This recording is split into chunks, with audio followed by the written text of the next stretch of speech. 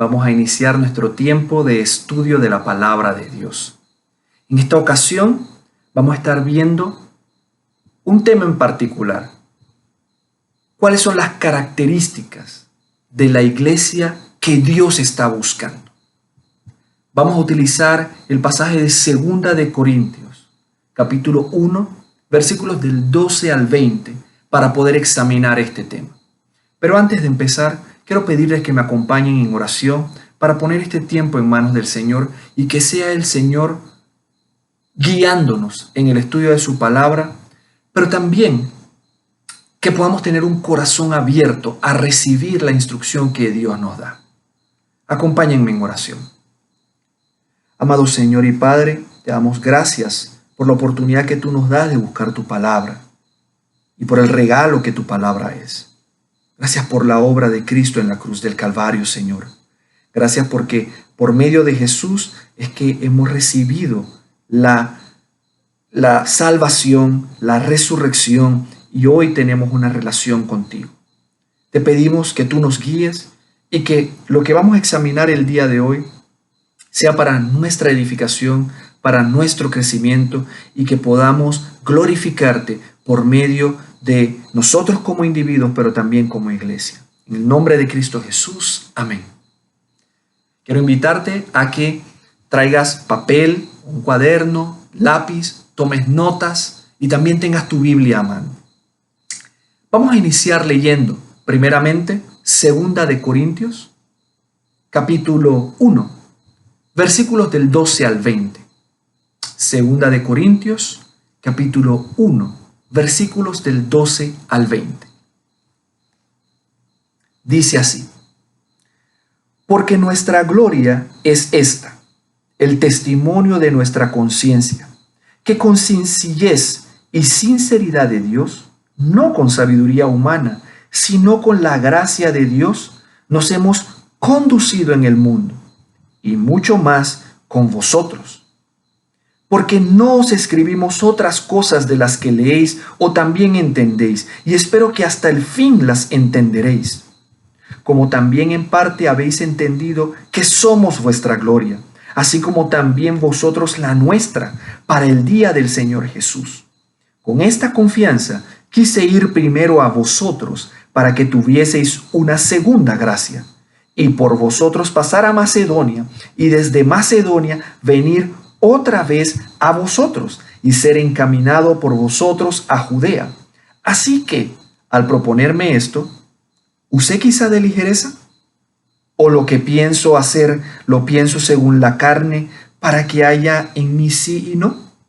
Mas, como Dios es fiel, nuestra palabra a vosotros no es sí y no, porque el Hijo de Dios, Jesucristo, que entre vosotros ha sido predicado por nosotros, por mí, Silvano y Timoteo, no ha sido sí y no, mas ha sido sí en él, porque todas las promesas de Dios son en el sí y en el amén, por medio de nosotros para la gloria de Dios. Hasta ahí. Les recuerdo que el tema que estamos viendo el día de hoy es las características o algunas características que Dios busca en la iglesia que Él está formando, que Dios busca ver expuestas en la iglesia que Él está edificando. Antes de entrar en el análisis de lo que acabamos de leer, es importante que entendamos el contexto de la iglesia de Corinto. El contexto de la iglesia de Corinto inicia no en 2 de Corintios, inicia en 1 de Corintios, donde nos encontramos una iglesia inmadura. Y una iglesia inmadura se caracteriza porque es una iglesia conflictiva. Había muchos problemas y había una necesidad: crecer. Vayamos, sin usted manteniendo su mano como indicación o su dedo indicando aquí en 2 de Corintios, no la pierda. Vamos a 1 de Corintios, capítulo 3. Versículo 1. 1 de Corintios, capítulo 3, versículo 1. Dice así: de manera que yo, hermanos, no pude hablaros como a espirituales, sino como a carnales, como a niños en Cristo. Podemos ver cómo el apóstol Pablo identifica que la iglesia de Corinto es una iglesia que se encuentra inmadura en este momento y es necesario que madure. ¿Qué podemos aprender de ella? Bueno, primeramente tenemos que entender una cosa. En la Biblia, al cristiano inmaduro se le piden dos cosas. La primera es que el cristiano inmaduro, si tú te consideras inmaduro, a veces yo soy inmaduro, se nos pide una cosa, que aceptemos nuestra inmadurez.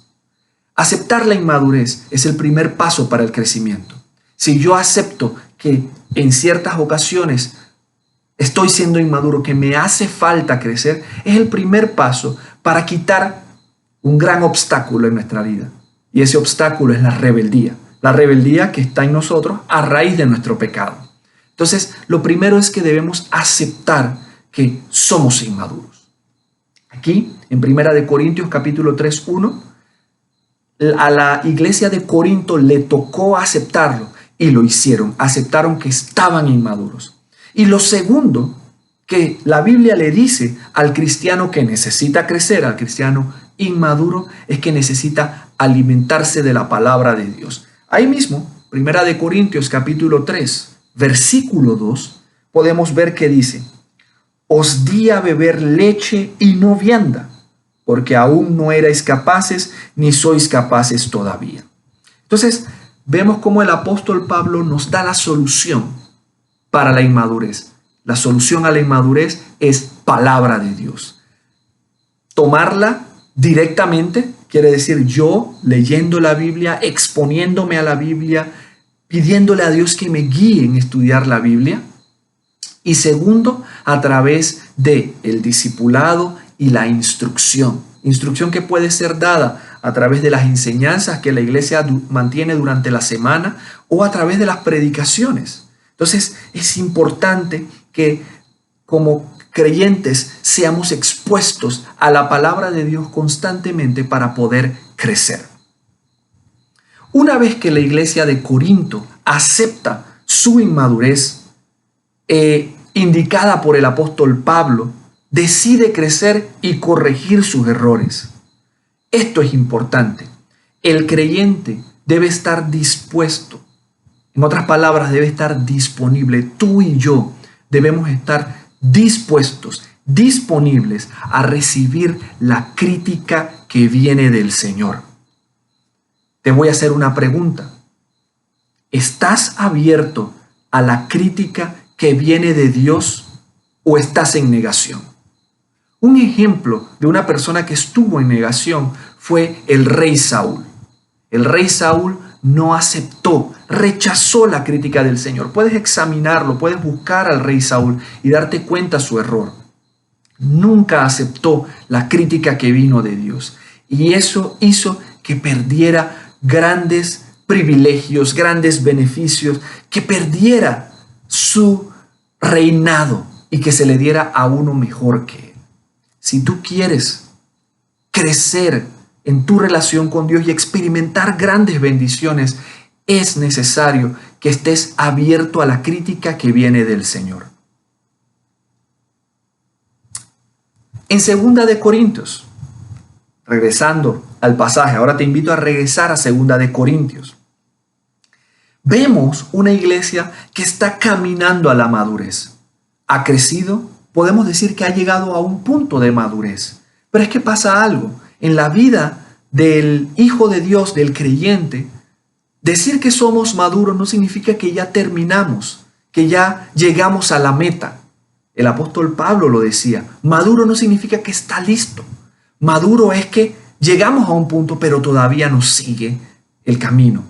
Veamos lo que dice el apóstol Pablo en Filipenses 3, 12 al 14.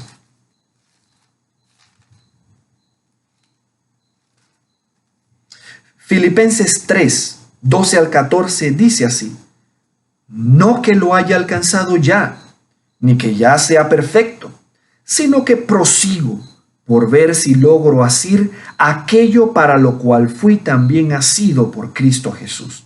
Hermanos, yo mismo no pretendo haberlo ya alcanzado. Mira lo que él dijo. Yo mismo no pretendo haberlo ya alcanzado, pero una cosa hago, olvidando ciertamente lo que queda atrás y extendiéndome a lo que está delante, prosigo a la meta, al premio del supremo llamamiento de Dios en Cristo Jesús. Entonces, hemos llegado a un proceso de madurez, pero no significa que hayamos cumplido o completado el camino. Tenemos que proseguir a la meta. Y con esto en mente, vamos a analizar entonces lo que Dios está diciéndole a la iglesia de Corinto. Hay algo más que debo decirte antes de entrar a este punto. Una gran característica del creyente maduro es que el creyente maduro entiende que Dios está trabajando con él, a pesar de que Dios trabaja de manera individual. Dios está trabajando con él de manera individual para que él pueda ser de edificación a la iglesia. Quiere decir, para que él pueda ser partícipe del cuerpo de Cristo. El creyente inmaduro piensa que Dios está trabajando con él de manera individual como el final. Pero no, ese no es el final. El final es Dios está trabajando en ti de manera individual, pero para que seas parte de la edificación de la iglesia. Eso debemos entenderlo.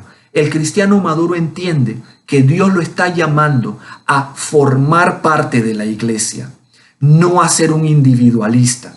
Si en tu mente tú todavía no estás integrándote a la iglesia, significa entonces, es un indicador para entender que necesitas proseguir a la madurez. Es por eso que en 2 de Corintios todo el tema de Dios es relacionado con la iglesia. Todo lo que Dios le está expresando es relacionado con la iglesia. Y el primer punto que vamos a ver es la unidad de la iglesia en medio de la tribulación.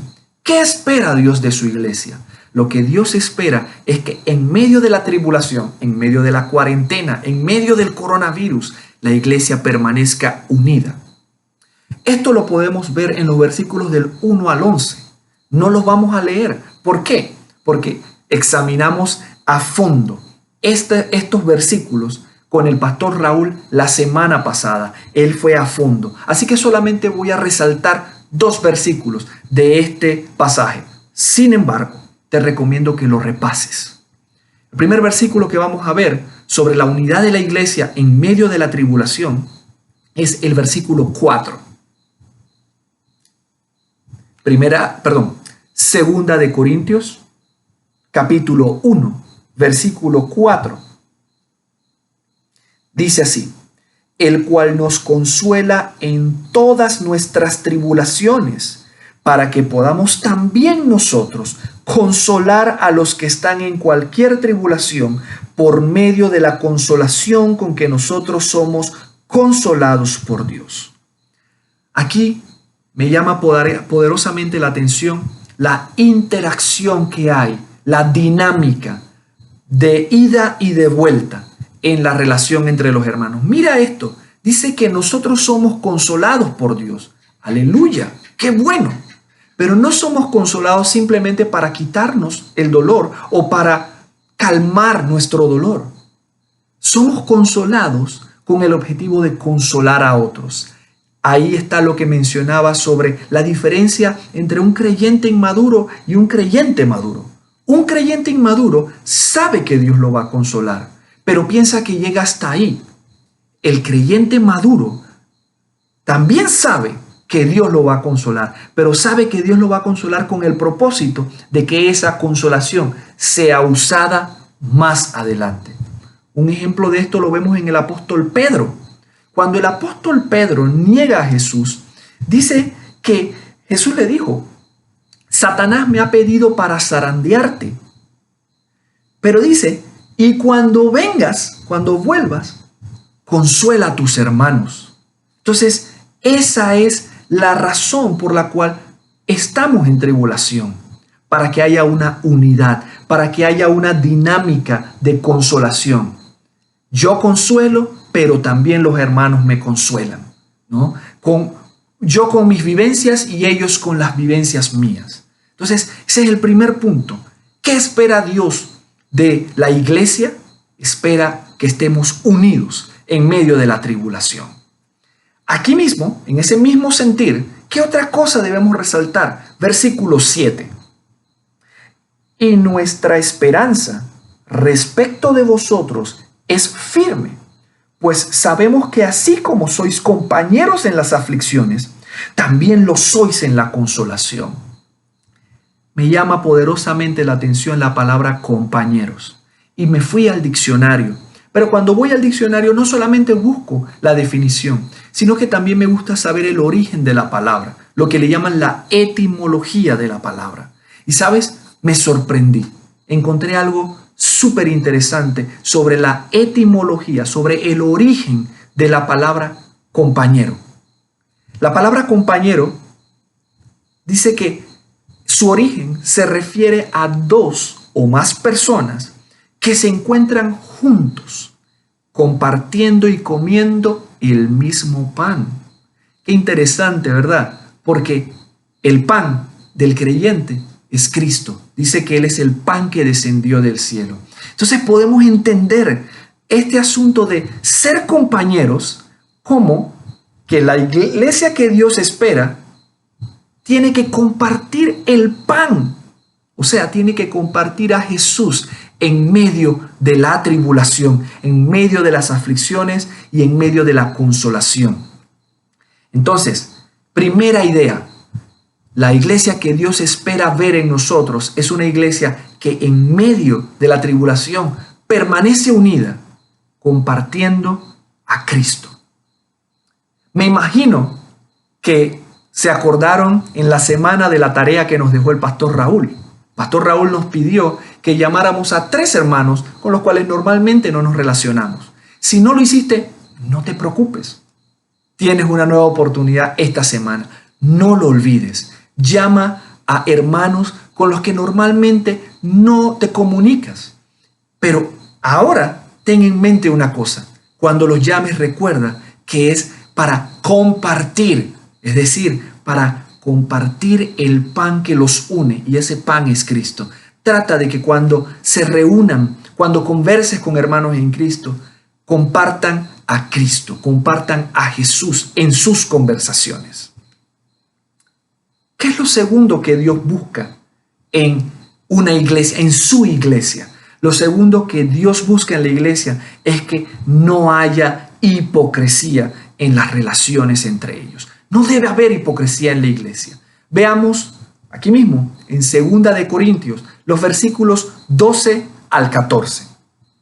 2 de Corintios, capítulo 1, versículos 12 al 14. Dice así: porque nuestra gloria es esta, el testimonio de nuestra conciencia, que con sencillez y con sinceridad de Dios, no con sabiduría humana, sino con la gracia de Dios, nos hemos conducido en el mundo y mucho más con vosotros. Mira que se mencionó la palabra sencillez y sinceridad. Y ahora marca el versículo 13 como el pasaje clave en esto. Porque no os escribimos otras cosas de las que leéis o también entendéis, y espero que hasta el fin las entenderéis, como también en parte habéis entendido que somos vuestra gloria, así como también vosotros la nuestra, para el día del Señor Jesús. Es interesantísimo que el apóstol Pablo puede ver claramente esa dinámica, esa necesidad que él tiene, a pesar de ser el apóstol Pablo, elegido por Dios para liderizar a la iglesia gentil. Él puede ver claramente la necesidad que él tiene de los hermanos. Y vemos algo muy importante que él señala. Él señala la importancia de mantener una relación transparente, sin mancha, sin hipocresía. Dice: porque no os escribimos otras cosas de las que leéis. No te quiero decir otra cosa de la que te estoy diciendo. Mi mensaje no tiene una otra intención. No hay una doble moral, no hay una doble intención en lo que te quiero decir. Jesús, cuando habló con sus discípulos, habló sobre el tema de la hipocresía. en Lucas 12:1, Él les dice que debían cuidarse de la levadura de los fariseos, que era la hipocresía. Movámonos, recuerden mantener su guía aquí en Segunda de Corintios. Mantengan ahí la guía, pero vamos a movernos a Lucas.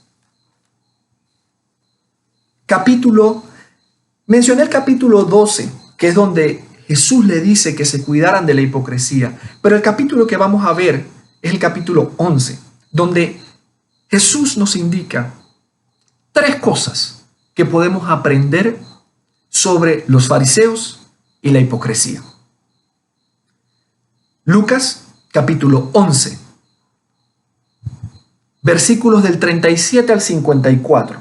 Por supuesto no los vamos a leer todos porque no tenemos el tiempo para eso. Solamente vamos a resaltar algunas cosas. Lucas capítulo 11, el contexto es del versículo 37 al 54. Y recuerda, hay 3 cosas que Jesús nos está enseñando a la iglesia que debemos cuidar de que no se dé en ella, que no se dé en nosotros. Y esas 3 cosas están relacionadas con la hipocresía, o son maneras en las que se puede dar la hipocresía en la iglesia. Primera cosa, debemos cuidar de tener un corazón limpio con el Señor y no una apariencia de piedad. Jesús les habló a los discípulos de que se cuidaran, de que lo que ellos proyectaban era realmente algo genuino y no algo fingido. Veamos el versículo 39. Lucas 11:39 dice así: pero sabed esto, estoy leyendo el 12. Lucas 11:39. Pero el Señor le dijo: ahora bien, vosotros los fariseos limpiáis lo de afuera del vaso y del plato, pero por dentro estáis llenos de rapacidad y de maldad. Vemos doble intención. Tenemos que cuidarnos, hermanos. A veces, estando en la iglesia, podemos caer en la religiosidad, en las apariencias. Como he llegado a un crecimiento, como he llegado a una expectativa que tienen los hermanos de mí, el hermano Pedro enseña la palabra de Dios y eso me da cierta credibilidad. A veces eso puede dañar esa imagen mi corazón puede dañarse y entonces puedo empezar a preocuparme más por lo que piensen de mí de lo que realmente hay. Antes de poder venir al hermano, yo debo cuidar lo que está dentro de mí. Mi interior debe estar limpio respecto al Señor. Mi relación con Dios debe ser genuina. Lo que yo hablo es lo que debe estar dentro de mí y no debe haber fingimiento.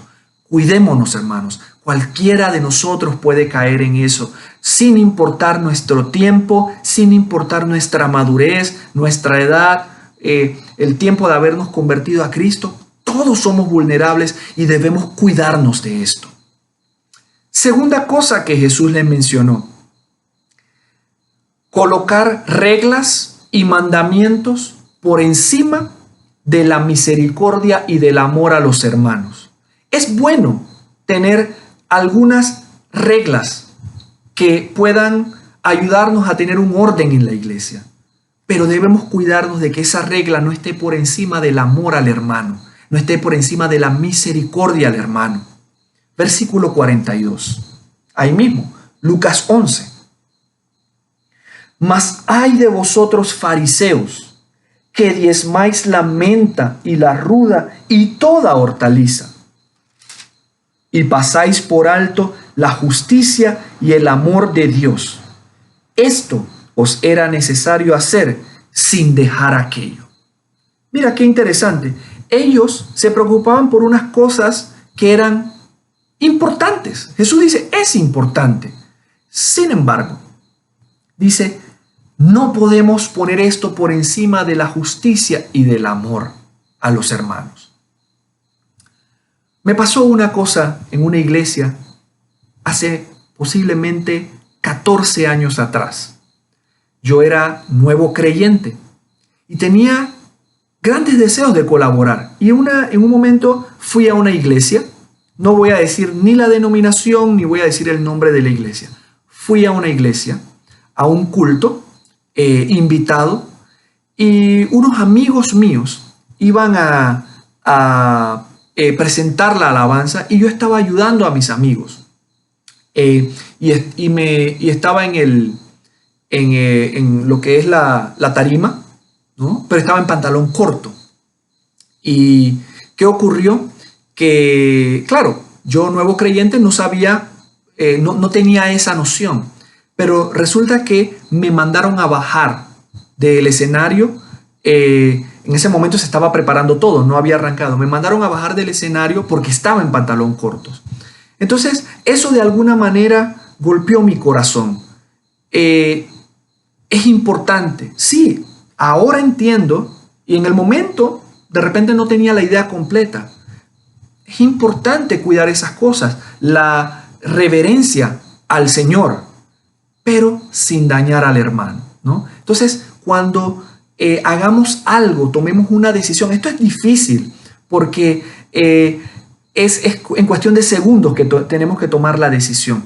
Pero cuando vayamos a cuidar de algo, verifiquemos que estemos cuidando también el corazón del hermano. Y lo digo yo, que para mí es difícil. Yo soy una persona que a veces soy un poco brusco en mi manera o en mi trato al hermano. Y son cosas en las que tengo que crecer, tengo que aprender a cómo cuidar el corazón del hermano, cómo ponerme en los zapatos del hermano, cómo se va a sentir el hermano si yo señalo algo de una manera en particular. Es necesario señalar las cosas, pero hay que cuidar la manera en que lo hacemos. Continuamos. Tercera cosa que debemos cuidar entonces. No poner una carga sobre los hermanos que ni nosotros mismos somos capaces de llevar. Versículo 46.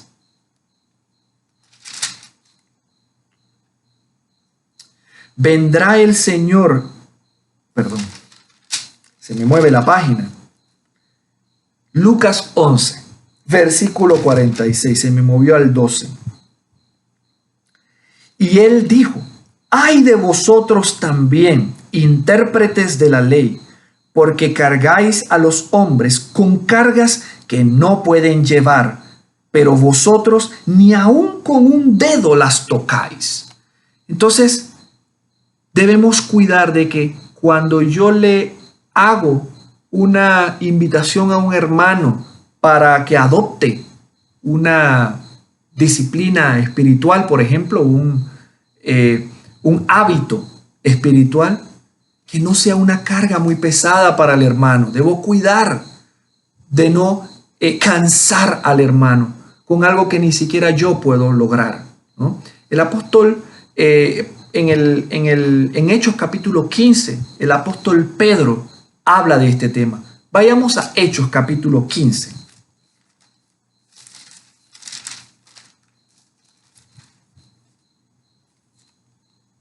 Versículos 6 al 11. Hechos 15, 6 al 11 dice así: y se reunieron los apóstoles y los ancianos para conocer de este asunto.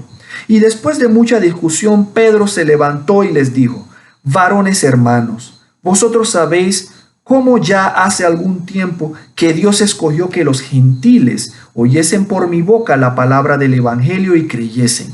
Y Dios, que conoce los corazones, les dio testimonio, dándoles el Espíritu Santo, lo mismo que a nosotros. Y ninguna diferencia hizo entre nosotros y ellos, purificando por la fe sus corazones. Ahora pues, ¿por qué tentáis a Dios, poniendo sobre la cerviz de los discípulos un yugo que ni nuestros padres ni nosotros hemos podido llevar? Antes, creemos que por la gracia del Señor Jesús seremos salvos de igual modo que ellos. Entonces, mira qué importante para cuidar al hermano. Recapitulando, ¿qué espera Dios de nosotros? Dios espera como iglesia de nosotros que nos mantengamos unidos. Y segundo, Dios espera de nosotros que nos cuidemos de que en la iglesia no se llene o no se dé hipocresía en nuestras relaciones. Debemos cuidarlo. Y esto no es labor de los líderes, no es labor del pastor, es labor de todos nosotros. Todos somos responsables. Si tú te preguntas quién es responsable de cuidar que no se dé la hipocresía en la iglesia, la respuesta es yo. Y eso te indica a ti, me indica a mí y nos indica a todos nosotros. Tercer punto. Regresemos a 2 de Corintios. Tercer punto que Dios quiere ver en nosotros como iglesia es que Dios busca que haya un interés genuino entre nosotros como hermanos. Debe haber un real y genuino interés y una preocupación genuina entre nosotros. Veamos los versículos 15 al 16.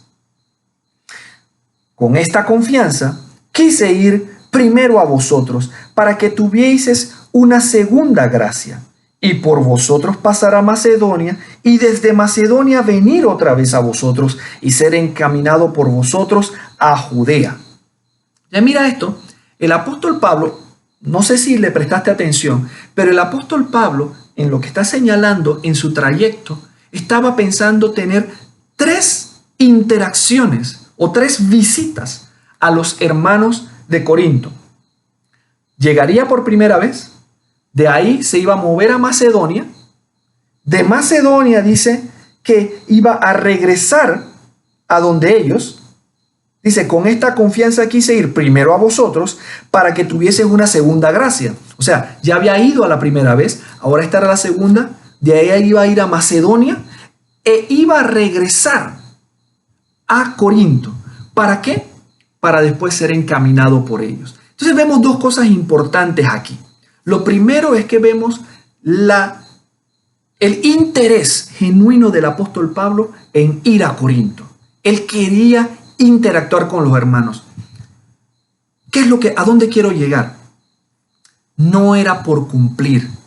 Él no lo estaba haciendo obligado.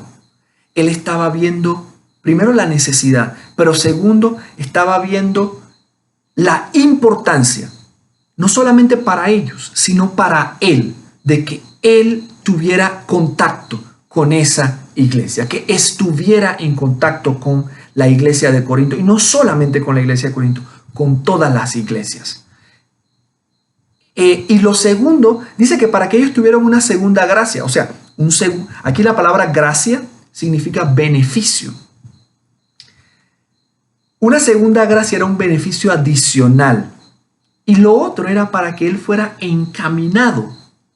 Mira que esta palabra encaminado significa escoltado de manera física o de manera espiritual, para que él fuera ayudado en el viaje o conducido hacia adelante. El apóstol Pablo no sabía cuál iba a ser su siguiente destino. Él podía tener un plan, pero él sabía de la importancia de estar en comunión con la iglesia para que la iglesia, a través de la iglesia, el Señor lo encaminara al siguiente paso. Si tú quieres saber lo que Dios quiere de ti más adelante, necesitas estar en comunión con la iglesia. No podemos pretender que Dios nos va a llevar si yo no interactúo con la iglesia, si yo no edifico la iglesia. Recuerda, el propósito de Dios contigo para tu crecimiento es que tú seas de edificación para la iglesia. Si tú estás creciendo y no estás interactuando con la iglesia, no se está cumpliendo ese propósito. Entonces, Dios no te va a encaminar a una siguiente etapa, porque no has pasado esta todavía. Necesitas primero crecer hasta este punto, ser de edificación para la iglesia para llegar a la siguiente etapa. Aquí hay algo más importante también. Hay otra cosa más que tenemos que mencionar. Vamos a seguir leyendo. Mira qué pasa aquí, versículo 17. Así que al proponerme esto, usé quizá de ligereza, o lo que pienso hacer? ¿Lo pienso según la carne para que haya en mí sí y no? Mas como Dios es fiel, nuestra palabra a vosotros no es sí y no, porque el Hijo de Dios, Jesucristo, que entre vosotros ha sido predicado por nosotros, por mí, Silvano y Timoteo, no ha sido sí y no, mas ha sido sí en él. Porque todas las promesas de Dios son en el sí y en el amén por medio de nosotros para la gloria de Dios. El apóstol Pablo está casi pidiendo excusas, porque él les había dicho algo, él les había dicho que iba a pasar por donde ellos y no se había podido dar. Y el apóstol Pablo, conociendo la importancia de cuidar las relaciones, mira, él dice, él sabía que él era un líder, él sabía que él no se veía en la obligación de presentar excusas, pero lo hacía. ¿Por qué? Porque había que cuidar el corazón de los que venían creciendo. Y vemos en el apóstol Pablo el ejemplo de que él cuidó la relación de sus hermanos. Él tenía un interés genuino. Él pudo haber dicho, mira, ante la falta de él pudo haber dicho, bueno, si ellos son maduros, realmente, ellos van a entender que yo puedo fallar porque yo soy humano, pero Jesús no falla. Ellos deben estar enfocados en Jesús, ¿no?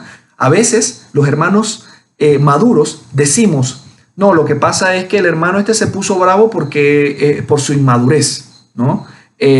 Porque si él estuviera enfocado en Cristo, esto no lo afectaría. Puede ser que tenga razón, pero a pesar de eso, hay que cuidar el corazón del hermano. Y eso me señala a mí.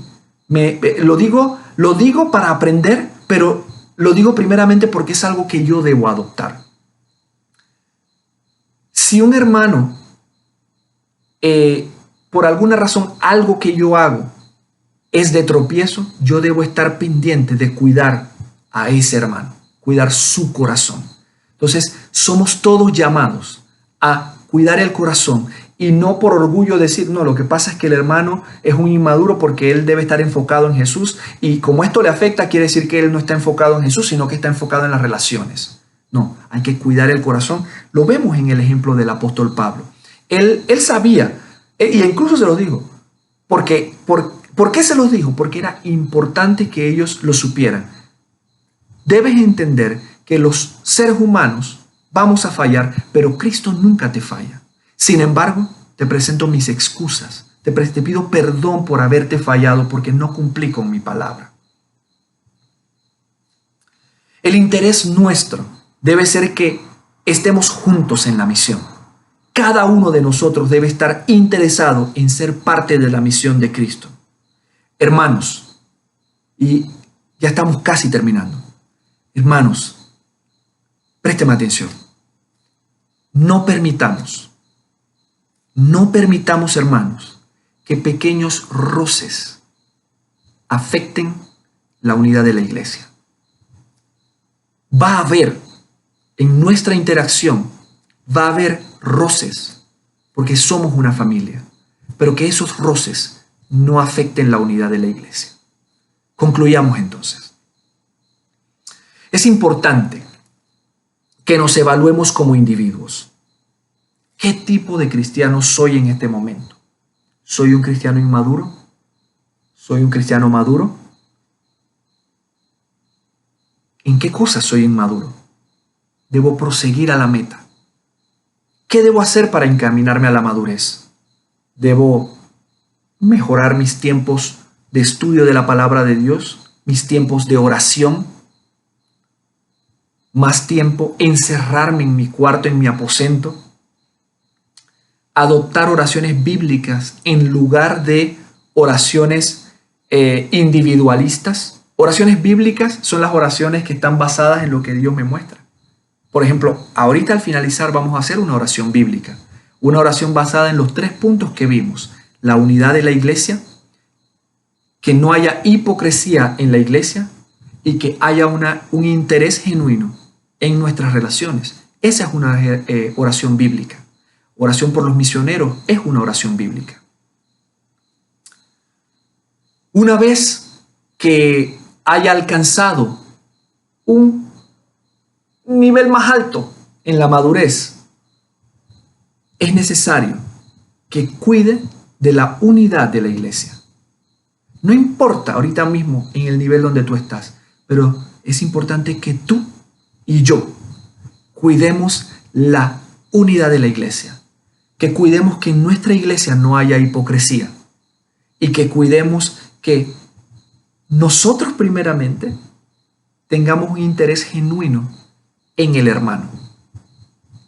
Ha habido hermanos que están sufriendo de diferentes maneras con la situación que hay actualmente. ¿De qué manera le has presentado tu apoyo? ¿Has llamado a alguno que esté enfermo? ¿Has colaborado con alguno que ha quedado desempleado? Son cosas en las que tenemos que meditar, hermanos. La fe debe ser no fingida. La fe debe ser activa. Bien, vamos a orar para cerrar este tiempo y para pedirle al Señor que esto que hemos aprendido sea parte de nuestra iglesia. No solamente de la Iglesia Bautista Redención, sino de todas las iglesias que de alguna u otra forma están viendo este mensaje a través de la internet. Gracias a Dios por las herramientas, por la tecnología que nos ha permitido tener. Oremos.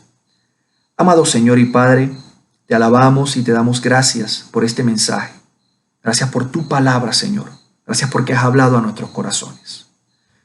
Perdónanos porque muchas de estas cosas hemos dejado que entren en nuestra iglesia. A veces hay hipocresía en nosotros. Perdónanos, Señor. Y te pedimos que nos limpies. Ayuda, Señor, a que nuestras iglesias primeramente, estén unidas. Que nuestra iglesia esté unida en medio de la tribulación. Que nuestra iglesia no permita, Señor, que nosotros no permitamos que se dé en nuestra iglesia hipocresía en nuestras relaciones y, Señor, que podamos tener un interés genuino en las relaciones con los hermanos. Ayúdanos, Señor, a poner esto en práctica. Te lo pedimos en el nombre de Jesús. Amén. Antes de cerrar, si en este momento estás viendo este mensaje y tú no estás seguro de tener una relación con Dios, tú no estás seguro de ¿cómo estás tú con Dios en este momento? Quiero decirte algo. Primeramente, la Biblia dice que todos los hombres somos pecadores. Dice, porque no hay diferencia por cuanto todos pecaron. Y ese pecado tiene una consecuencia. El pecado que tenemos tiene una consecuencia y es que nos separa de Dios. Dice, porque no hay diferencia por cuanto todos pecaron y están destituidos de la gloria de Dios. Eso lo vas a encontrar en Romanos capítulo 3, versículo 23. Significa que por tu pecado estás destituido de la gloria de Dios. Y por eso Dios envió a su Hijo Jesucristo, porque Él no quiere eso, Él no quiere estar separado de ti, Él no quiere que tú te pierdas. Dice la Escritura, porque de tal manera amó Dios al mundo que ha dado a su Hijo unigénito para que todo aquel que en Él cree no se pierda, mas tenga vida eterna. Y si tú crees que Jesús es el Hijo de Dios, estás casi en el último paso para tener una relación con Dios, para iniciar una relación de padre a hijo con Dios. Solamente te hace falta aceptar a Jesús como el Señor de tu vida, como tu Señor y Salvador, y pedirle que te limpie. La Biblia dice que si confesares con tu boca que Jesús es el Señor y creyeres en tu corazón que Dios le levantó de los muertos, serás salvo. Si tú crees en Jesús y quieres pedirle que entre a tu corazón, quiero invitarte a hacer una oración que en realidad la oración no es para hacerla repitiendo a lo loco. Es que tu corazón de manera genuina pueda expresar con palabras lo que tú quieres decirle a Dios. Y yo te puedo guiar. Ora conmigo. Te invito a que con un corazón limpio al Señor, tú le digas al Señor y abras tu corazón a Cristo. De esta manera. Inclina tu rostro y ora conmigo. Señor Jesús, entiendo que soy pecador y que te necesito. Entiendo que el pecado me separa de ti. Y yo te pido perdón por mi pecado y te abro la puerta de mi corazón y te recibo como mi Señor y mi Salvador. Te pido que entres a mi vida, perdones mis pecados y hagas de mí la persona que tú quieres que yo haga, que yo sea. Gracias por haber entrado a mi corazón. Guíame en el nombre de Jesús. Amén. Quiero decirte que si tú de manera genuina, de manera honesta, hablaste estas palabras, repetiste estas palabras al Señor, no por repetir, sino porque realmente era el deseo de tu corazón, Jesús entró a tu corazón y hoy Él está dentro de ti. Dice que hay fiesta en los cielos por cada pecador que se arrepiente. Así que te invito a que continúes estudiando la palabra, leyendo un capítulo por día. Y Dios te guiará y Dios hará de ti algo nuevo. Mis hermanos, ha sido un placer haber compartido con ustedes. Dios les bendiga. Que tengan una hermosa semana.